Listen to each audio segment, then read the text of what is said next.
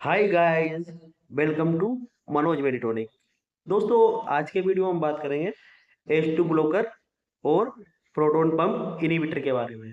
तो यही जानेंगे कि ये होता क्या है, H2 ब्लॉकर क्या होता है, प्रोटॉन पंप इनहिबिटर क्या होता है। तो पहले बात कर लेते हैं H2 ब्लॉकर। H2 ब्लॉकर जो होता है, हमारा स्टमक जो होता है उसमें पेराइटल सेल्स होती है, उसमें हिस्टामिन 2 टाइप का रिसेप्टर होता है।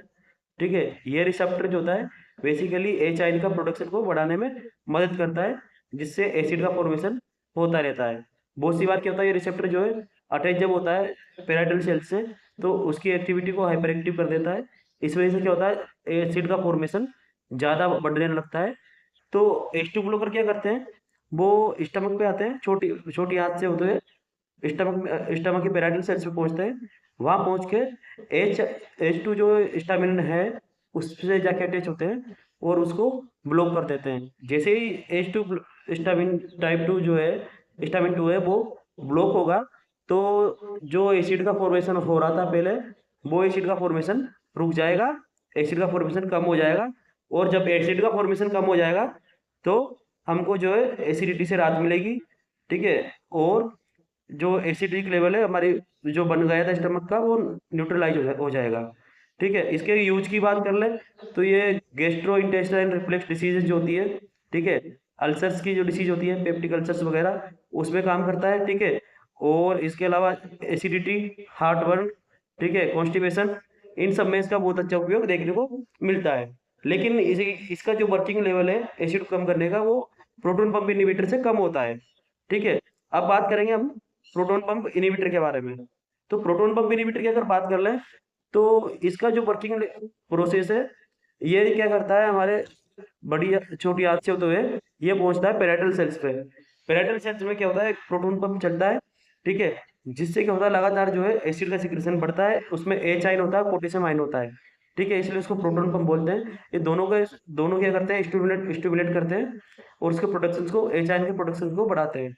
ठीक है, तो जब ये हम यहाँ से मेडिसिन हम देंगे, हमने मान लो बेंटोप ली, ठीक है, रेविप्रोजोल ली, तो मेडिसिन के अंदर, ठीक है, उसने क्या किया, छोटी आंत पे गई, वहां से वो एब्जॉर्ब होके कहाँ पहुंची, पेराइटल सेल्स पे। पेराइटल सेल्स पे जाके उसने उल्टा अटैचमेंट किया, रिवर्स अटैचमेंट किया, यानी उल्टा अटैचमेंट किया, किससे, एच आइन और पोटेशियम आइन से। जब दोनों से वो उल्टा जुड़ गई, तो जो प्रोडक्शन हो रहा था उसको उसने रोक दिया, उसने क्या कर दिया, इनिबिट कर दिया। किसको इनिबिट कर दिया, जो प्रोटॉन पंप चल रहा था उसको। इसीलिए इस मेडिसिन को प्रोटॉन पंप इनिबिटर बोला जाता है। ठीक है, सॉरी। अब इस मेडिसिन की अगर बात कर लें तो इसमें जो मेडिसिन हमारे पास कुछ आती है मार्केट में, इसका उपयोग की बात करें तो इसका भी वही सेम यूजेस है उसी की तरह, लेकिन ये मोर इफेक्टिव होती है। ये 80 से 90% तक जो है एसिड के प्रोडक्शन को और उसके लेवल को कम करती है। ठीक है, और नाइट में भी इसका अच्छा कंट्रोल हमको देखने को मिलता है।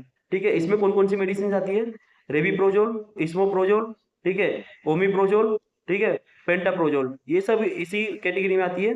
ठीक है, यूजेस की बात अगर हम कर लें इसमें, तो ये जो है गैस्ट्रिक इंटेस्टाइनल रिफ्लेक्स डिसीज में काम आती है, डिसऑर्डर में। ठीक है, इसके अलावा ये जो है हमको पेप्टिक अल्सर्स की समस्या उसमें देखने को मिलेगी, कब्ज अगर है, कॉन्स्टिपेशन, ठीक है, गैस की समस्या, हार्ट बर्न, एसिडिटी, इन सब में इसका बहुत ज़्यादा अच्छा उपयोग देखने को मिलता है। तो दोस्तों, ये जानकारी मैंने आपको बेसिकली बताया, डिफरेंस किसके बीच में, H2 ब्लॉकर और प्रोटॉन पंप इनहिबिटर के बीच में, दोनों कैसे वर्क करते हैं वो मैंने आपको बता दिया। ठीक है, लेकिन ज़्यादा उपयोगी और ज़्यादा यूजफुल जो है वो प्रोटॉन पंप इनहिबिटर ही होता है, क्योंकि उसका जो रिजल्ट है वो हमको ज़्यादा बेटर और ज़्यादा जल्दी हमको देखने को मिलता है। ठीक है दोस्तों, ये थी जानकारी H2 ब्लॉकर और प्रोटॉन पंप इनहिबिटर के बारे में। उम्मीद करता हूँ दोनों चीज़ें आपको समझ में आई होगी, जानकारी आपको अच्छी लगेगी। अगर अच्छी लगे तो अपने दोस्तों के साथ शेयर कर दो, वीडियो को फैला दो, ऐसे लोगों के पास भी पहुंचाओ जो लोग इन मेडिसिन का यूज करते हैं, जिनको गैस की समस्या, कब्ज की समस्या लगातार बनी रहती है, तो उनको भी पता चले कि ये मेडिसिन में कौन सी बेस्ट है।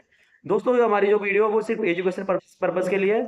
हम किसी भी मेडिसिन को लेने के लिए सलाह नहीं देते, बिना डॉक्टर की सलाह के किसी भी मेडिसिन का उपयोग ना करें। ठीक है दोस्तों, मिलते हैं नेक्स्ट वीडियो में, तब तक के लिए जय हिंद, वंदे मातरम, स्वस्थ रहें, मस्त रहें।